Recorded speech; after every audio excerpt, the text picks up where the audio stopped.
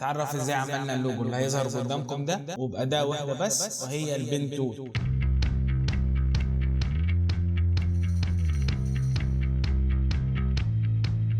مساء الفل، ازيك يا مليونير؟ منك ليه؟ عاملين ايه؟ كويسين؟ في فيديو النهارده هنتعرف ازاي عملنا اللوجو اللي هيظهر قدامكم ده وحولناه من رسمه بالايد الى رسمه ديجيتال بالفوتوشوب وبأداة واحده بس وهي البين تول. بس يا ريت تبقى حاضر الفيديو اللي فات بتاع شرح اداه البين تول عشان تعرف تتابع معانا في الفيديو ده. لو لسه ما شفتوش هسيب لك اللينك بتاعه في الاي اللي فوق واللينك بتاعه في الديسكربشن برضه، اتفرج عليه تعالى تابع معانا. زي بعضه الفيديو ده هيبقى طويل شويه فاحضروا للاخر عشان تشوفوا احنا عملنا ايه بالظبط. احنا كل اللي عملناه صاحب اللوجو عطانا الرسمه اللي هو راسمها للوجو بتاعه، راسمها بايده واخدها تقريبا سكانر وعطانا الصوره بتاعتي. انا دخلت طبعا الصوره دي على الفوتوشوب وبدات امشي عليها بالبين تول لحد ما خلصتها خالص، وفي لمسه انا ضفتها في الاخر وفي كلمه غيرناها في الاخر. فتعالوا نشوفوها مع بعض على برنامج ادوبي فوتوشوب الشرح بالتفصيل. في حتت انا مش هتكلم فيها في الفيديو، هسيبكم تشوفوا الشرح لان ما فيهاش يعني حاجه اعلق عليها. كل اللي فيها ان انا همشي على الرسمه بالبين تول. الحتت اللي هتعوز تعليق هعلق لكم عليها او هقول لكم انا عملت ايه في الحتت دي.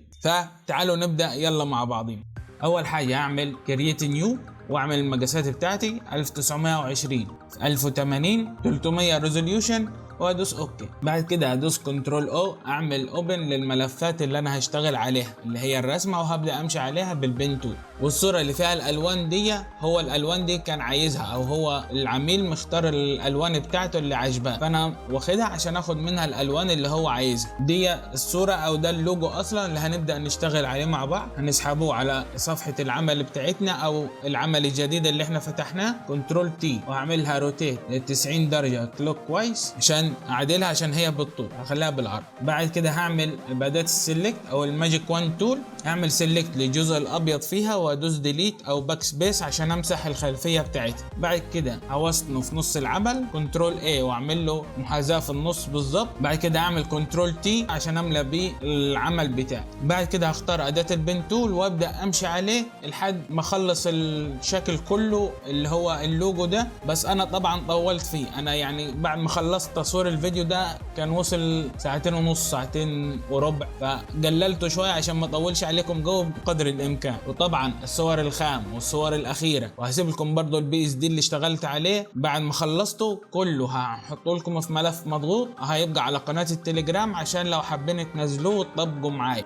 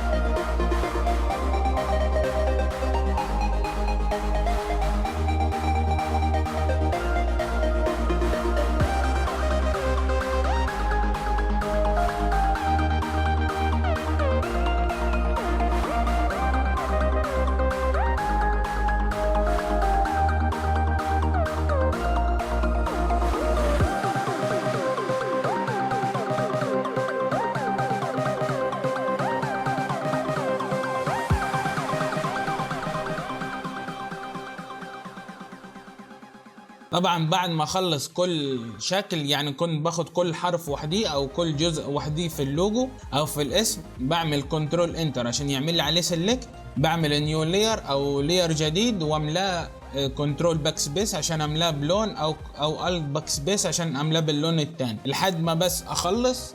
تبقى كل جزء في اللوجو في لاير منفصل وبعد كده هدمجهم وادي كل جزء اللون اللي انا حابه.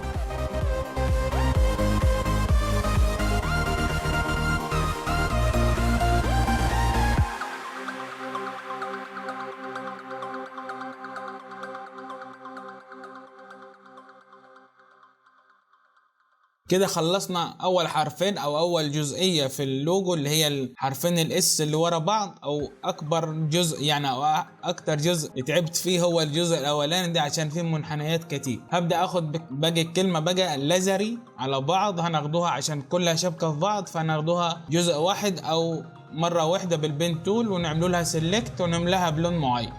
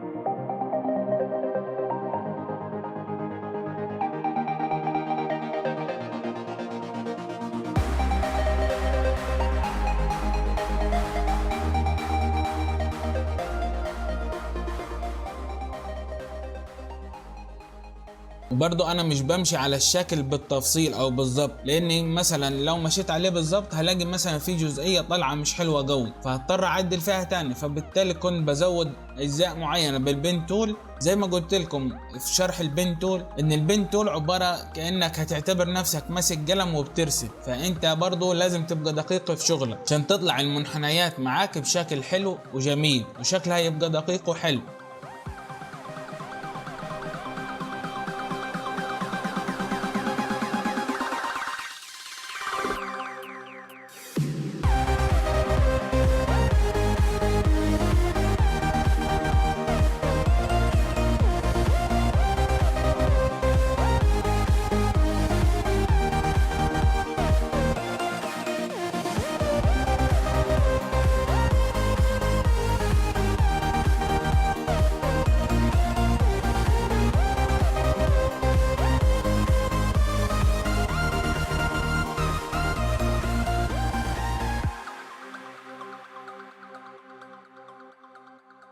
بعد ما عملت سيلكت للجزء بتاع الليزري وقفلته، هجي الاوباستي بتاعه شويه عشان تبان الحتت الفاضيه اللي في كل حرف، وابدا امسحها منه. اعمل لها سيلكت، بعد كده ادوس على باك سبيس او ديليت عشان امسح الاجزاء دي منه.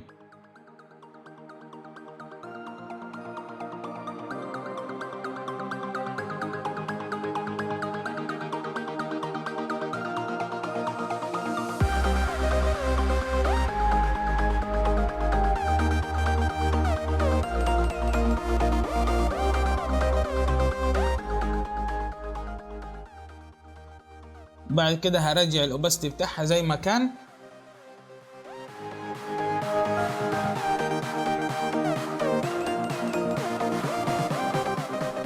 بعد كده هبدأ اظبط المنحنيات او الاجزاء، مثلا في كل حرف في جزء مش عاجبني الدوران بتاعه مش مظبوط او مش حلو او شكله مش حلو، فهبدأ اظبط الدورانات في الحروف كلها على بعض او في الشكل كله على بعضيه. يعني في حتت مثلا الدورانات فيها مش عجباني او شكلها مش حلو، فبالتالي هبدأ اظبطها عشان يبقى شكل الدوران كده احلى. سواء اظبطها بقى بالارث تول او بالبن تول، بعمل سيلكت عليها وبمسح الجزء اللي انا مش حابه.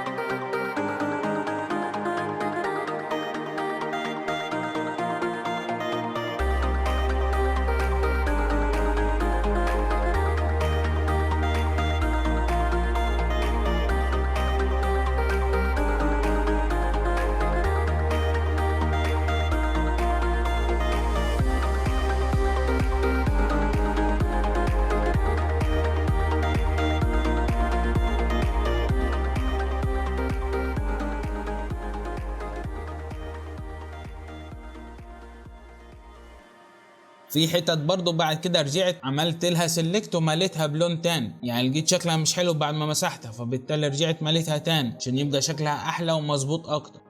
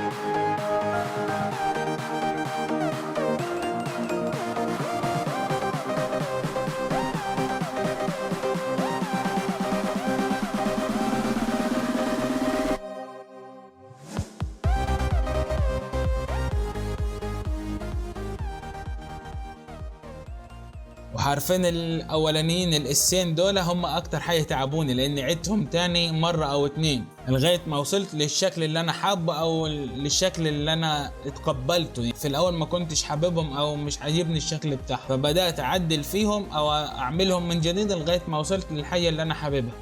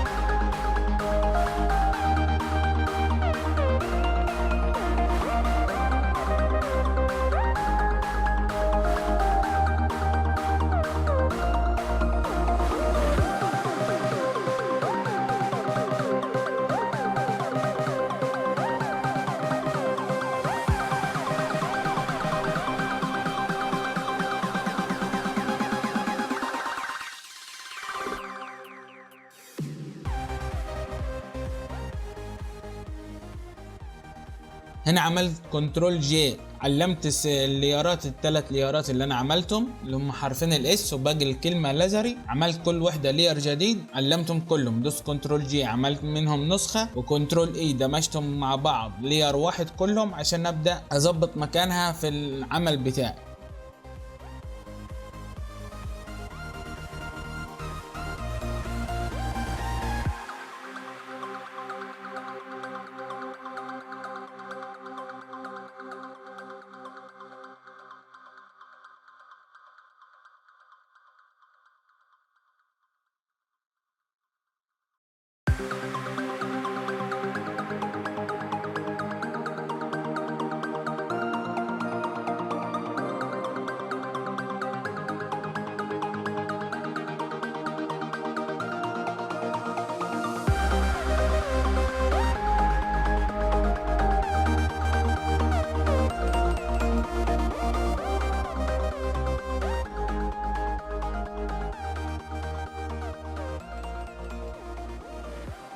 طبعا هنا بدأت اخد الالوان اللي هو عجباه او اللي عجب العميل اللي هو كان طالبها. وازاي تاخد لون من الصورة؟ هتدوس على المربع بتاع الالوان تحت شريط الادوات وتبدأ تقف عليه لحد ما يتغير شكل الماوس وتدوس عليه عشان ياخد لك اللون اللي في الخلفية او في الصورة اللي انت حاببها. هعمل سيلكت لكل جزء لان انا بغير في اللير الاساسي اللي انا دمجت فيه الكل على بعض. قلبت اللونين، خليت اللون الازرق الغامق ده خليته هو اللي تحت، ودوس بعد ما عملت سيلكت دوس كنترول باك سبيس فملا السيلكت باللون اللي انا عايزه. دي بقى التاتش اللي انا حطيته، ان انا حطيت علامه قلم لان هو اصلا رسام او ده براند رسم. هو حاليا الراجل غير البراند خالص وسماه حاجه تاني، وهسيب لكم اللينك بتاعه في الديسكريبشن برضه، لينك صفحه الفيس بتاعته. وهبدا انقله بقى على العمل بتاعي واغير او احطه في المكان المناسب اللي انا شايفه.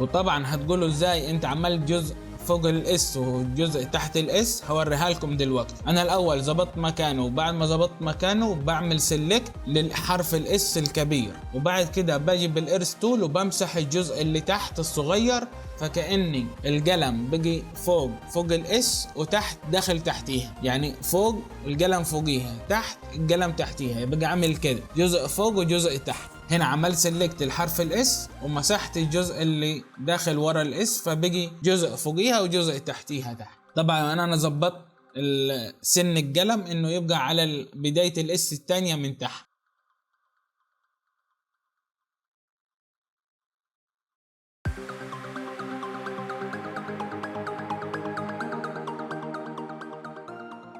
هنا اتي بكلمة ستور لان هو كان عايز يعمله سلازر ستور. هنا بدأت اختار الخط اللي انا عايزه او اللي انا حابب يعني الكلمة تظهر بيه.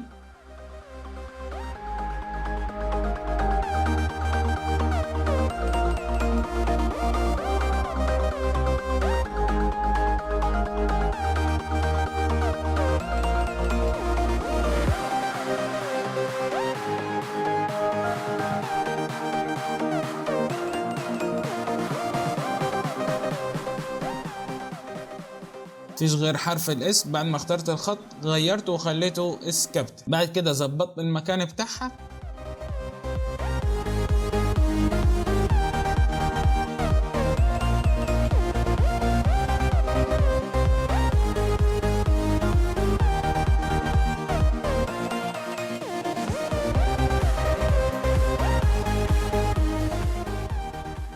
هنا هبدأ كلمة لازري، هبدأ اخد حرف الواي، اللوية الأخيرة دي اللي عاملها هو، هاخد منها كوبي أو جزء واحطها لكلمة ستور من ناحيتين عشان يبقى شكلها أحلى كأنها مرسومة رسم، لأن فوق بقيت مكتوبة ديجيتال وتحت مرسومة رسم بالإيد، فبقي شاذة عن بعضيها شكلها مش حلو. لكن لما يتحط سوا بيبقى أحلى. لما أعمل الحركة دي هتلاقوا شكلها بقي أحلى. طبعا بدأت أمسح منها أجزاء معينة عشان تبقى شكلها أحلى يعني، أو متناسب مع كلمة ستور فوق. رفعتها شوية كأنها مرسومة معاه.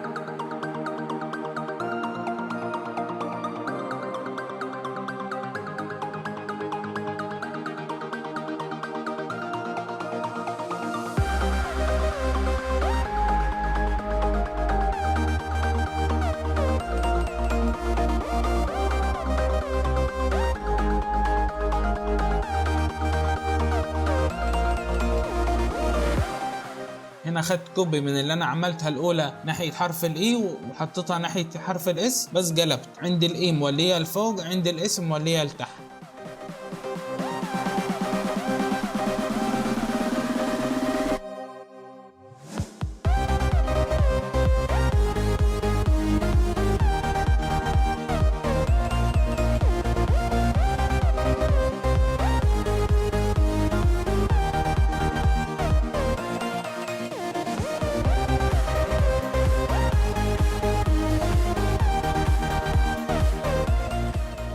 هنا عملتهم كلهم جروب وشلتهم على جنب وخفيته وعملت لهم لير واحد دمجتهم فيه مع بعض.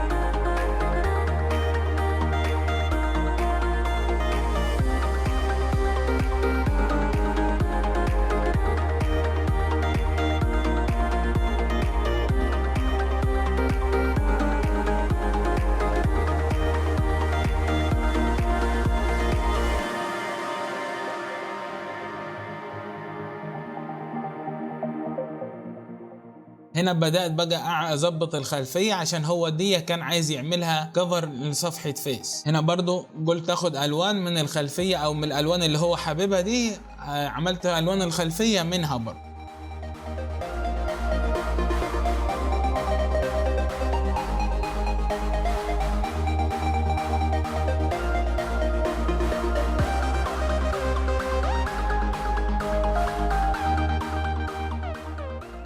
هنا عملت جريدينت نفس اللون بتاع كلمة لازري، وهو جا خدت منه الغامق هو وخدت منه لون فاتح تاني وحطيتهم مع بعض، وعملت الجريدينت يبقى دايرة وبره حواف تاني. الجريدينت يعمل دايرة في النص وبعد كده بره غامق وجوه فاتح. بعد كده ظهرت اللير بتاعي، هبدأ اعمل له شوية لير ستايل، هحط له ستروك بس. هنا بعمل له دروب شادو بس تقريبا مش هيقول، لا انا سبت الستروك وسبت الدروب شادو، سبت الاتنين.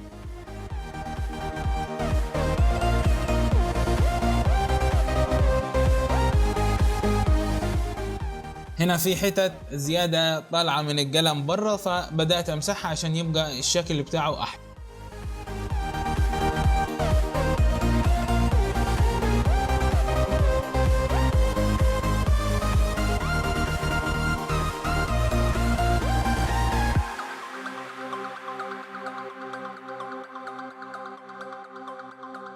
هنا بغير برضو في الستروك وفي الدروب شادو زيادة عشان يبقى شكله احلى او يطلع بالشكل اللي انا هقتنع بيه في الاخر.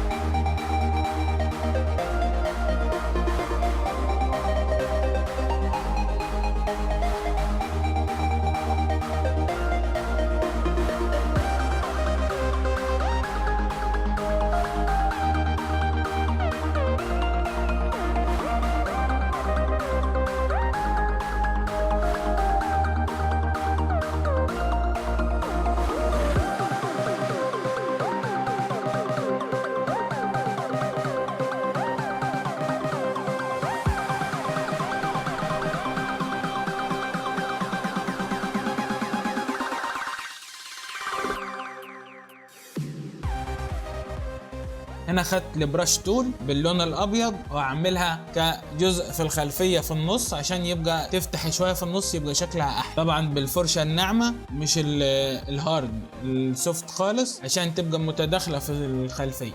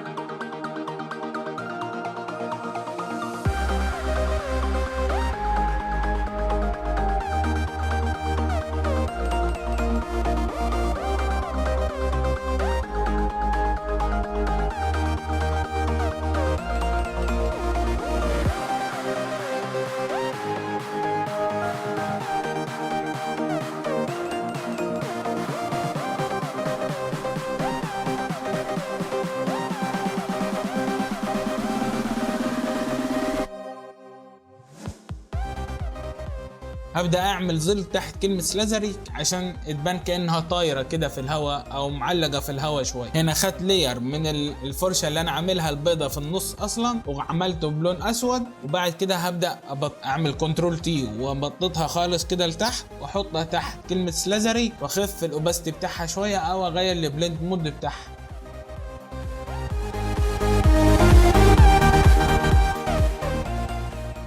دوست على حاجه خلت اللايرات كلها ابيض واسود، بس ارجعها زي ما كانت. هنا عشان ارجعها رحت على قائمه الشانلز واختار RGB عشان هي كانت متعلمه على بلو بس فكانت مش ظاهره، عشان لو حصلت معاك تعرف ترجعها ازاي.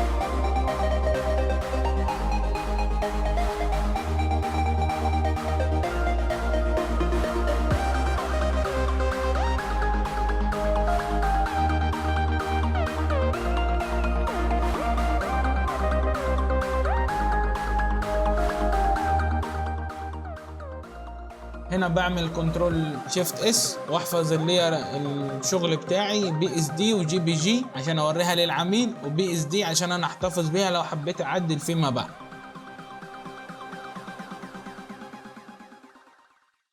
وبكده نبقى خلصنا تصميم لوجو سلازري بأداة واحدة وهي البين تول، او تحويل رسمة بالايد الى رسمة ديجيتال برضو بأداة واحدة وهي البين تول. الباقي دي شوية حبشتكنات كده او شوية كريمة فوق التورتة زي ما بيقولوا. فلو الفيديو عجبك ما تنساش اللايك والاشتراك في القناة وتفعيل زرار الجرس عشان يوصلك كل جديد، والشير مع اصحابك عشان الكل يستفيد. والى هنا اعزائي المليونير لقد انتهت جرعة دوبامين التعلم لهذا اليوم، انتظركم في جرعة اخرى. إلى اللقاء.